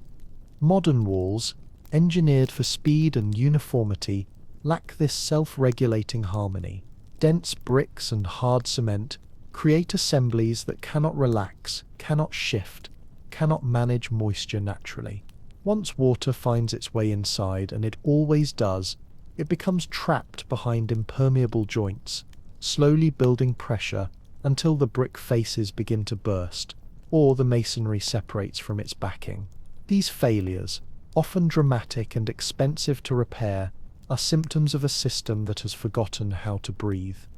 By contrast, medieval construction accepted the presence of water as inevitable. Instead of building barriers, they built pathways. Instead of sealing the wall tightly, they allowed it to communicate with the environment through networks of microscopic pores. The result was not vulnerability but resilience, a quiet capacity to manage stress long before it became a threat. There is also a profound intelligence in the thermal behavior of these old walls. Their mass acted as a buffer, absorbing the warmth of the day and releasing it slowly through the night, creating stable indoor temperatures without any mechanical assistance. Modern walls, thin and sealed, respond instantly to temperature changes, making them dependent on heaters, air conditioners, and dehumidifiers that must work constantly to compensate for the lost natural equilibrium. What makes all of this even more striking is the way medieval buildings grew stronger with age. Lime mortar continued to carbonate, healing small cracks and tightening the structure internally. Moisture cycles balanced themselves naturally. The entire assembly matured over decades, gaining stability through the slow chemistry of time. Modern cement, in contrast, begins to degrade the moment microcracks appear because it has no ability to heal, no capacity to accommodate movement, and no gentle partnership with the bricks it binds. When you look closely at a surviving medieval wall, you are seeing not only the work of skilled hands but the work of centuries, a collaboration between human craft and natural processes that modern materials rarely replicate. The builders of that time expected their structures to live long after they were gone, and they built accordingly, with patience, humility, and an understanding that permanence cannot be rushed.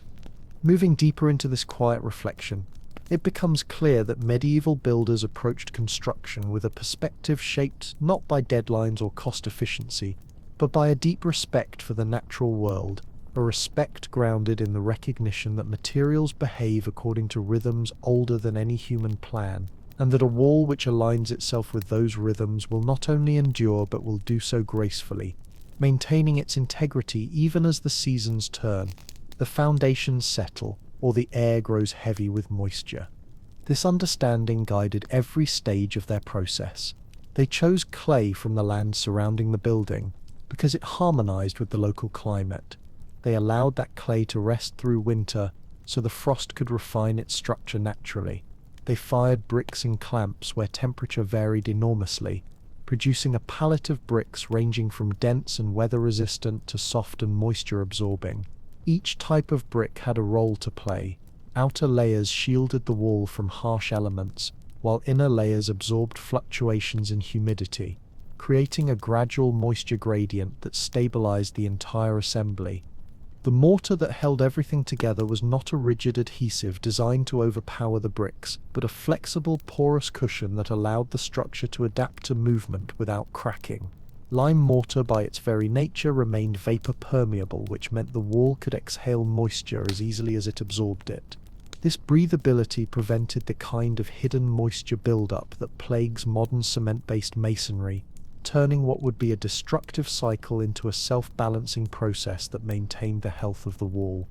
One of the most extraordinary qualities of this ancient mortar was its capacity for self-repair. When tiny cracks emerged, as they inevitably do, rainwater dissolved a trace amount of free lime within the mortar, carrying it deeper into the fracture where it would react with carbon dioxide in the air and slowly crystallize into new limestone, sealing the crack from within. This gradual but continuous healing process meant that the wall did not simply resist damage, it responded to it, stabilizing itself through chemistry instead of waiting for external repair. Modern walls, constructed from materials that cannot heal, face a very different fate. Once cracks form in cement mortar, they propagate unchecked. Once moisture becomes trapped behind dense bricks, it begins attacking the material from within. The rigid assembly has no way to relieve stress or release vapor, causing deterioration that accelerates with every freeze-thaw cycle, every shift of the foundation, and every change in temperature or humidity. Medieval walls behaved entirely differently.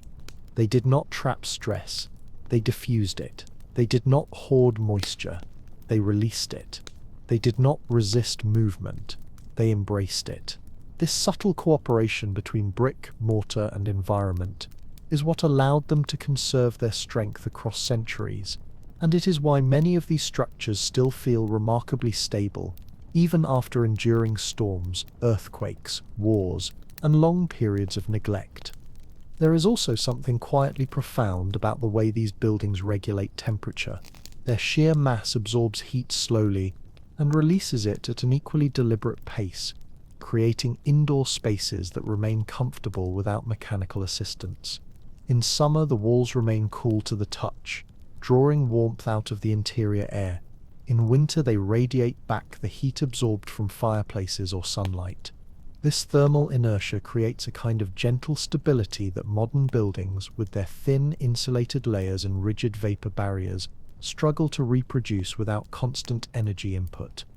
What emerges from all of this is the realization that medieval builders worked with time, not against it. They slaked their lime months or even years before using it. They understood that a wall's strength developed gradually as mortar carbonated. They expected their work to evolve long after construction ended.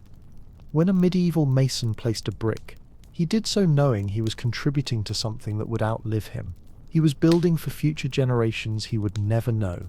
That long perspective influenced every decision he made, from the thickness of the wall to the softness of the mortar, to the patience invested in preparation. The result is a built environment that still stands today, whispering reminders about the value of harmony, respect, and slowness, in a world that often forgets all three. As we continue drifting through this quiet exploration of medieval building wisdom,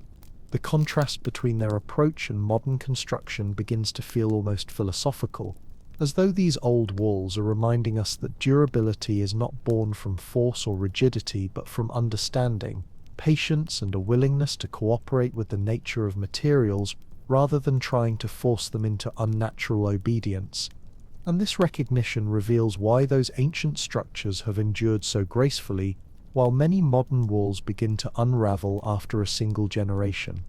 The more closely we look at medieval brickwork, the more evident it becomes that the builders approached moisture, temperature, and structural movement not as threats to be eliminated but as realities to be managed intelligently. They accepted that rain would penetrate a wall, that humidity would rise and fall, that winter would shrink the structure and summer would expand it. Instead of resisting these cycles, they designed walls that could absorb the changes, porous bricks drawing in moisture and releasing it naturally, thick lime joints flexing subtly under thermal shifts, and the entire assembly working like a slow, breathing organism that adjusts without complaining.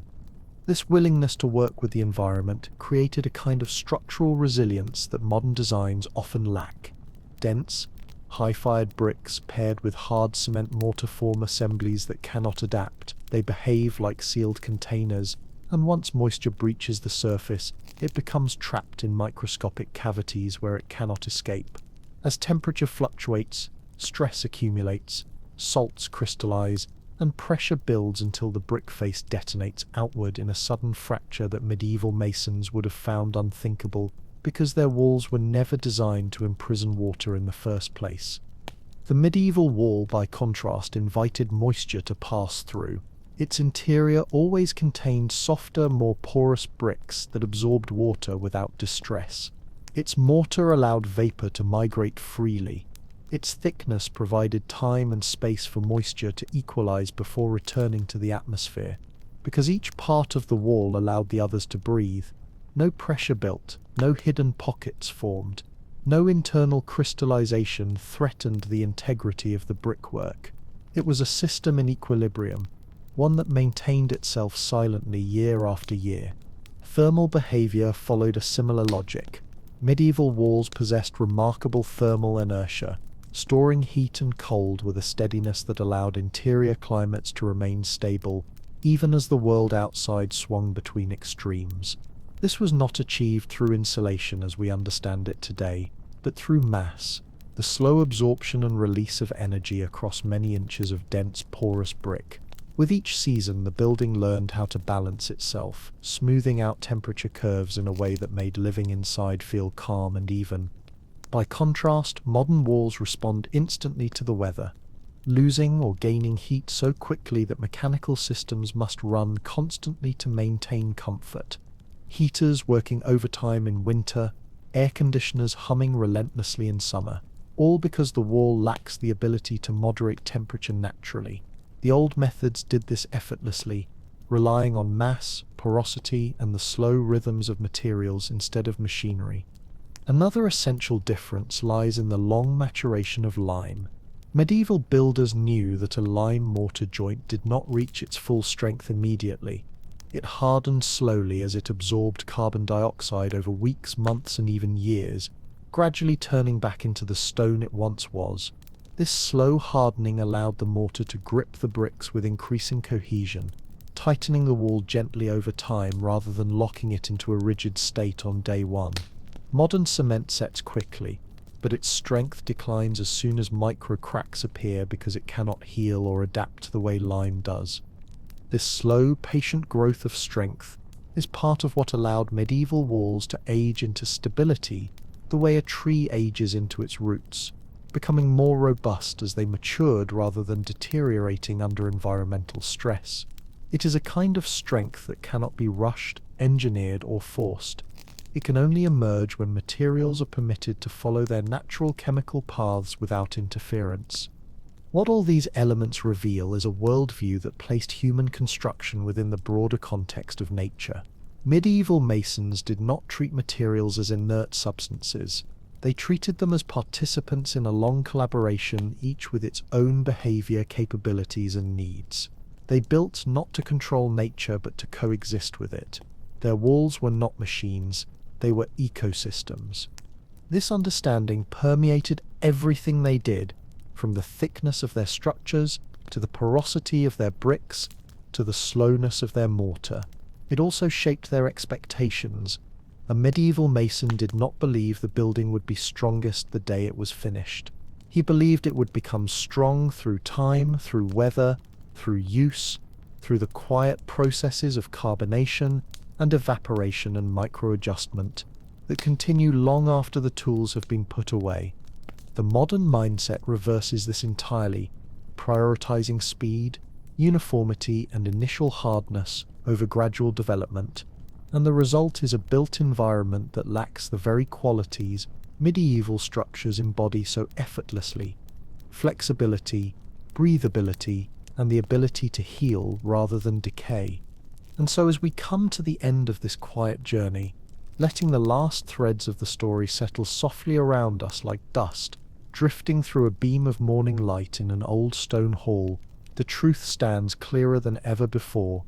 The reason medieval brickwork has survived for centuries while so much modern construction ages in mere decades has nothing to do with lost magic or secret formulas, and everything to do with a way of thinking that we in our speed and efficiency have slowly forgotten, a way of thinking that saw buildings not as products, but as living systems, not as rigid shells but as responsive, breathing companions to the world around them, shaped by time, strengthened by patience, and sustained by harmony rather than resistance. Those ancient builders understood that true durability is not achieved by forcing materials into unnatural perfection, but by allowing them to cooperate gracefully with the forces that govern the earth, moisture moving softly through porous bricks, lime mortar flexing gently and healing itself, thick walls absorbing and releasing heat with the slow rhythm of the seasons. And because they respected these natural behaviors rather than fighting them, they created structures that do not merely stand. They endure, they persist, they remain calm even as centuries of storms, winters, and human lives wash over them. In contrast, so much of what we build today is undone by its own rigidity, weakened by materials that refuse to breathe, fractured by the pressure of moisture it cannot release, and bound together by mortars that cannot heal, creating buildings that must be constantly repaired, reinforced, or replaced because they were designed for speed rather than longevity, efficiency rather than resilience, and short-term convenience rather than the quiet strength that only time can grant. Yet the story does not end in loss, because the wisdom of those medieval builders is not gone. It is returning, resurfacing in restoration work, in sustainable architecture, in the renewed interest in lime mortars and breathable materials, and in the growing recognition that buildings designed to work in harmony with nature are not only more durable but healthier, more stable, and far more capable of enduring the uncertain climate of the world ahead. Perhaps that is the quiet lesson these ancient walls offer us tonight, that patience is not a weakness but a form of strength, that softness can outlast hardness, that breathability can overcome brittleness, and that a building, like a life, becomes truly strong only when it learns to move with the world rather than against it. So the next time you pass an old castle wall, or a centuries-old brick archway still standing firm against the winds of time, remember that you are not looking at a miracle or a mystery, but at the result of choices rooted in humility, respect, and an understanding that the best things we create are those that we allow to grow at their own pace. Thank you for listening tonight. Thank you for being here. And if you've ever seen a medieval structure that left you in awe, or a modern one already crumbling far too soon, feel free to share your story in the comments. I'd love to hear it.